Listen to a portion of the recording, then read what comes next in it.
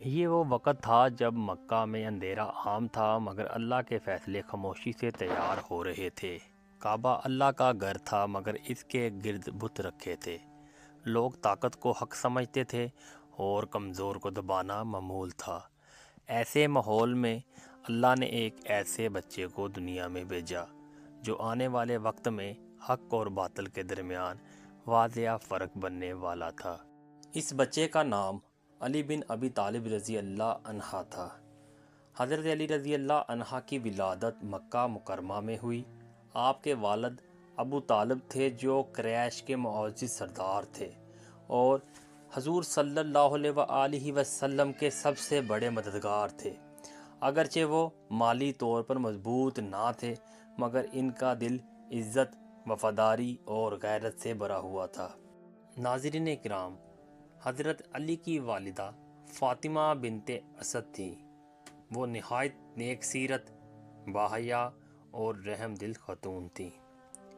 انہوں نے حضور صلی اللہ علیہ وآلہ وسلم کو بھی بچپن میں اپنی اولاد کی طرح پالا تھا، اس لیے حضرت علی کو ابتدا ہی سے نبوی ماحول نصیب ہوا۔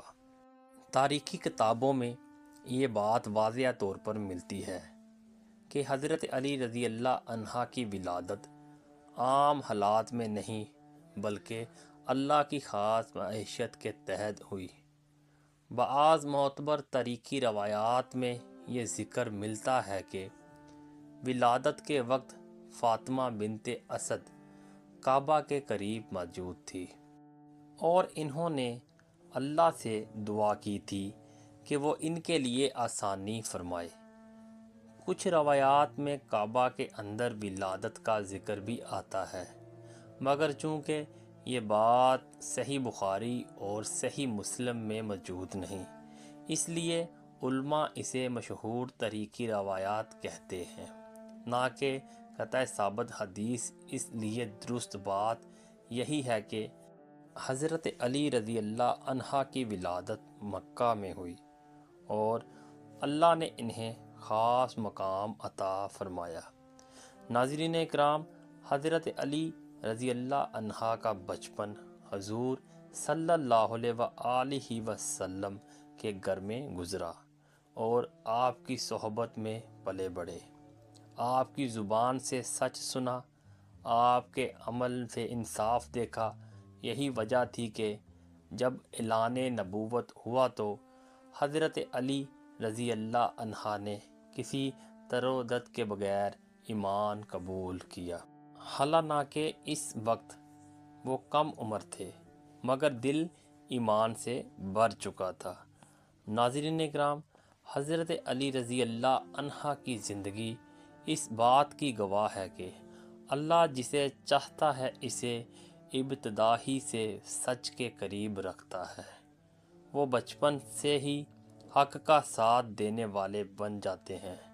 بعد کی زندگی میں حضرت علی رضی اللہ عنہ کی شجاعت، علم اور عدل تاریخ اسلام کا روشن باب بنے۔ ناظرین اکرام، بدر، احد، خندق اور خیبر میں ان کا کردار صرف تلوار کا نہیں بلکہ ایمان کا ثبوت تھا۔ یہ کہانی ہمیں یہ سکھاتی ہے کہ اصل فضیلت دعوے سے نہیں بلکہ کردار سے ثابت ہوتی ہے۔ حضرت علی رضی اللہ عنہ کی عظمت اور ان کی ولادت کے مقام سے زیادہ ان کے ایمان، تقوی اور وفاداری میں ہے۔ اگر یہ ویڈیو آپ کے دل کو چھو گئی ہو تو اسے لائک کریں تاکہ صحیح بات زیادہ لوگوں تک پہنچے۔ چینل کو سبسکرائب کریں کیونکہ اگلی کہانی حضرت علی رضی اللہ عنہ کے سب سے پہلے ایمان لانے اور قربانیوں پر ہوگی۔ کمنٹ میں درود شریف لکھ دیں تاکہ محبت بھی ادب کے ساتھ ہو۔